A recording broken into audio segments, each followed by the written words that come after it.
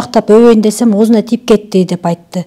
Анан кантип өпкүлөдү десем, ушинтип тили менен оозума чейин, тилиме чейин салып, баары уктап жатканда, аял уктап жатканда, балдар уктап жатканда келип алып мени кроваттан алып түшүп, кечке өпкүлөп, турусумду чечип, шымдарымды чечип, тиги жактарымды кармалады.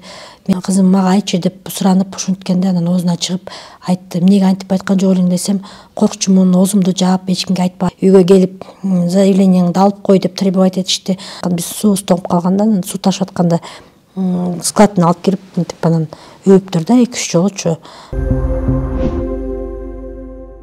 Медиахабка 43 жаштагы кошунам 9 жаштагы кызыма сексуалдык ытык көрсөтүп жүрүптүр деп Чүй облусунун тургуну кайрылды. Анда эмесе окуяны өз оозунан уксак. Мен жумуштан кечинде келгенде ошо кошунам үйүндө отурган, анан жалгыз бой эне болгон үчүн кээ бирде жумушка кетип калам, дополнительный жумуштарга. Анан кызым ошолор менен чогуу өзү эле көп жылдан бери чогуу катышып жүргөнбүз. Анан эч кандай мындай жаман немелерин көргөн эмесмин. Анан өзүнүн кыздары бар болчу, 3 кызы, 1 эркек баласы бар. Анан ошол кечинде үйдөн чыгып келатканда оозунан өпкүлөп, тили менен ооздорун жалап сарптыр да, анан бери чыгып кузуп, анан үйгө келип алып туруп ошондо айтып баштады да, сиз жумушта жүрүңүз, мен болсо монтип Сатбайке өпкүлөп атат депчи.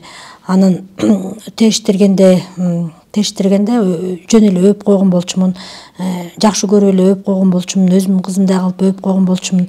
Анан жакшынакай сурап баштаганда мен кучактап өбөйүн десем оозуна тийип кетти деп айтты.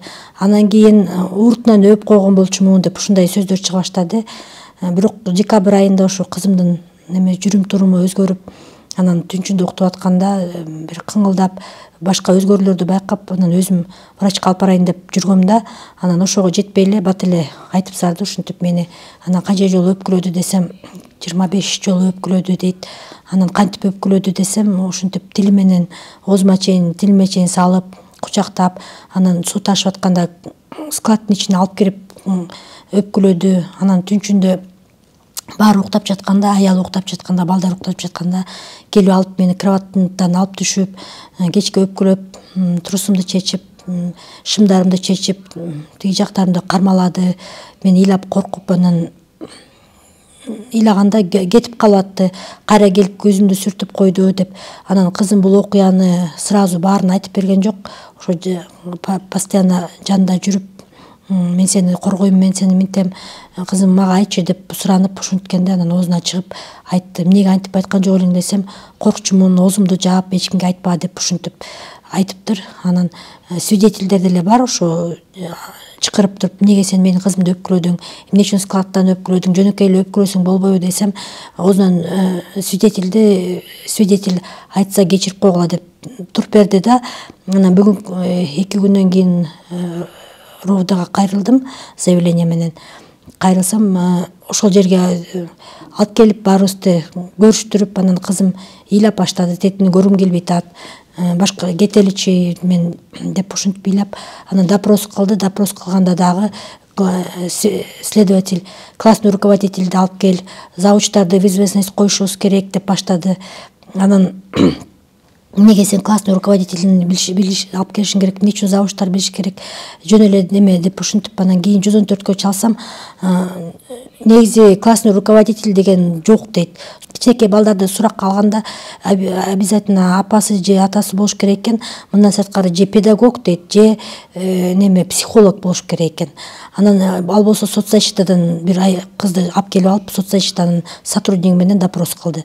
2-3 күн, 4 күн артынан жөн эле кечирим сурап башташты. Үйгө келип, заявлениеңди алып кой деп требовать этишти. Анан мен заявлениемди алып койсом эле эмне следователь бүтүрүп коебу, эмне үчүн ал без наказания калып калат деген немелер туулуп атат. Анан психиатрга алып барып көрсөтүп койгула деп туугандарым айтты. Анан туугандарым айткандан алып барсам больницага жаткыз деп жаткызып ташышты больницага. Психологдор андай чечимге эмнеге келди? Психолог, ошол жердеги психолог ошол мен барган күнү жок экен. Анан Куртекстин психологун алып барсам, бир эле кыз менен беседовать этти. Психиатр деле беседовать этип, успокаивающий таблетка жазып берген, 1,5 ай ичесиң деп. Анан ал успокаивающий эткен таблеткалар деле көп деле действие берген жок. Анан Психолог болсо психотерапевт иштеш керек. Буну менен кичине стресс алыптыр. Башын көрсөттүгү көрсөтүп ошо бир жумадан бери больницалап чуркап жүрөбүз. Буга чейин кызым жакшы бешке окуп келген, фортепианосунда жакшы чертчи. Анан кичине ушундай бир кыздай жаман жакка өзгөрүүлөр болуп атат турмушумда. Милиция болсо бүгүнкү күнгө чейин иш козгогон жок. Болгон бир допрос калды, и то соцзащитанын сотрудниги менен. Негизи ошол кызыңыздын жүрүм турумунан эмнелерди байкадыңыз? Эмнелер өзгөрүп калды? Балки мүнөзү өзгөрүп калгандыр. Жүрүм туруму, мен жумушка кетип атканда жумушка кетпе деп требовать этип баштады. Мен жанымда болуңуз деп. Мен болсо жумушка барышым керек, кызым, сен окууңду окуй бер, мен болсо сени кийимиңди алып берем, тамагыңды неметем, мен мага кичине жардам берип, сен ушинтип возникать этпей, ыйлабай туруп тур, мен кичине иштеп акча табайын деп ушинтип түшүндүргөм. Анан орто жолдо ошо мага айта албай жүрүп тур да, менин состояниямды түшүнүп, что мен иштешим керек, акча табышым керек деп. Анан следователь ошо эчтеке кыла албайм, может фантазиясы бар, может придумать этти деп, мен аны билбейм деп ушинтип атат да бүгүнкү күндөчү. Сиз ошондо арыз жазгандан кийин кайсыл жактарга экспертизага жөнөттү? Экспертизага жөнөткөндө биринчи сокулукка жөнөткөн жок, сразу сокулуктун колума карматып койгон, ушул жака барасыз деп. Анан барып өтөсүз деп да айткан жок. Анан сразу эле эртеси күнү немеге чакырды, психдиспансерге полный экспертиза өтүш керек, срочно келип калыңыз, биз ошол жактабыз деп чалганын такси кармап кызымды алып алып туруп барсам, жөн эле материалды деле алып барбаптыр, эчтеке кылбаптыр. Анан бул кете бериңиз, бүгүн кетип калышты, бүт баары тең, сиз опоздали деп койду. Анан мен болбой регистратурага кирип сурасам, негизи делону сокулуктун экспертизасын өткөзүп, анан вопросторун коюп, анан заранее алып келип ошо делону тышташ керек болчу. Биз сразу балаңды кабыл албайбыз, биз дагы бияктан изучать этишибиз керек, бул эмне болгон дело деп. Анан мен следовательге айттым да, эмнеге тиги ушинтип алып келесиң, мени жөн эле убара кылып, жөн эле келип, кайра жөн эле кетип атам, жол кереги акчам кетип атат, такси кармап келдим, потому что мен да ошол ситуациядан кийин өзүм стресс алып жаман абалда жүрөм да. Анан жөн эле ары бери мени сүйрөп, эмнеге ушинтип атасың десем, жол кереңизди төлөп берейин деп эле койду да. Анан ошол күнү экспертизадан өткөн жокпуз, кеттик. Кызыңызды өзүңүз карап алып жатасызбы? Кызым өзүм постоянно мен менен жатат, мен менен жүрөт күнү түнү. Мектепке бара алган жок, потому что биз допросто жүрдүк, анан психиатрда жүрдүк, психологко жүрдүк, мектептен калып калды. Анан мугалимне сурап аткандан айттым, ушундай болдук, эми больницада жатат, 3 неделя жатат деди. 3 неделяны барбайт окшойбуз десек, справка алып келгиле деди. Эгер урса мурунку баалары менен эле коюп бергенбиз дегендей кылышты да. Өзү азыр кандай, мектепке баргысы келип жатабы же эмнени алектенгиңиз келип атат азыр? Азыр ошо жанагындай допросторду неметпей атат да, каалап айтат. Анан эч кимге айтпаңызчы, баарын эле айтып бересизби деп мен туугандарыма неме кылдым да, консультация алдым, кандай кылам, потому что бул мындай ситуацияда болом деп эч качан ойлогон эмесмин. Анан сиз айтпаңыз, эмнеге айтып атасыз аларды деп ушинтип требовать этип атат да бүгүнкү күндөчү. Анан качан бүтөт, ушинтип тияка бияка жүрө бересизби кечке деп ушинтип атат да өзүчү. Азыр сиз кошунаңыз сексуалдык ырдык көрсөтүп жүрдү деп айтып атпайсызбы? Анан ал кошуна тургандыктан сиздер көрүшүп эле турасыздар да? Кызым айтты, аны такыр көргүм келбейт деди. Ошо такыр көргүм келбейт, көрбөй эле койсом жакшы болот эле, папамды чакырыңыз, папам деп. Анан психолог айттым да, ошентип эле папасын неметсем, кыз ошо корккондо ушундай защита издеп баштайт дейт да. Апасынан ошончо эмнеге жаныңыздан чыккысы келген жок, эмнеге жумушка сизди жибергиси келген жок, потому что коркуп калган дейт, ошо менен өзүн защита кылып атат дейт да. Ушундай деп айтышты да. Мен кичине эме консультация алдым да барыпчы. Анан көчө жумуштан келип, анан отуруп, кайра жумуштан эмес, кечинде келдик, кечинде келип отуруп кайра сурасам, ошо анан көчө айтты эң акырындачы, ошентип мени алып кирип алып турсумду снимать этип, туалетке барып, турсумду туура эмес кийгизип сараптыр дейт. Анан мектепке барганда турсумду туура эмес кийгенин заметила дейт. Анан туалеттин ичинен алмаштырып чыктым дейт.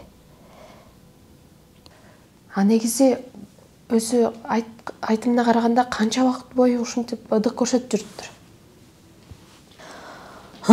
Декабрда башталды деп айтты. Анан көчө октябрда ушундай болгон биринчи жолу ушинтип деди. Анан декабрда общий канча десем суу ташып атканда өптү деди, складка алып кирип. Ошо мен эң акыркы күнү үйгөнө барып чыгып келатканда өптүр. Биз суубуз тоңуп калгандан суу ташып атканда складтан алып кирип мынтип анан өптүр да 2-3 жолучу. Анан ал математик кызымчы акчаларды санайт, постоянно бирдемкелерди санайт. Мага пример бериңиз дейт, анан санап туруп общий. Санадыңбы десем 25 жолу дейт. Негизи мындай милиционерлер ушундай жаш бала өспүрүмгө ушундай зомбулук болуп аткан жерде буну алып барып эле отургузуп туруп, камап турупчу, анан толуктап изилдеп чыкса болмок да. Мен азыр эле соттой кал, азыр эле түрмөгө тыга кал деген тема эмес да бул жердечи. Бул жерде эмне болгонун далилдеш керек болчу да. Анан чоң кыз болсо, чоң аял болсо башкача болмок да. Анан бул жерде кичинекей бала 3-класс болуп аткан жерде ушинтип жайма жай ачып, экспертиза деп күтүп, анан мага же точно немесин айтпай ушундай бир ой келди да. Бизде ушу коррупция менен тамырланышып, таптакыр эле мындай иштин жүзүн ача албай калган турбайбызбы деген ойго келдим да мен бүгүнкү күндөчү. Сиз медиа капты көрдүңүз. Биз сексуалдык ыдык көрсөтүлгөн 3-класстын окуучусунун окуясын мындан ары дагы көзөмөлгө алып чагылдырып турабыз. Тиешелүү суроолорубуз менен Сокулук Ички иштер башкармалыгына кайрылабыз. Андан сырткары айыпталып жаткан кишинин өзүнө дагы байланышканга аракет жасайбыз. Тилекке каршы балдарга карата сексуалдык зомбулук, сексуалдык ыдык фактылары жыл сайын көбөйүп жатат. Сиз дагы эгерде жаш балаңыз бар болсо, көзөмөлгө алып коюңуз. Балким ушул зомбулук жакын арада эле сиздин жаныңызда эле болуп жүрбөсүн.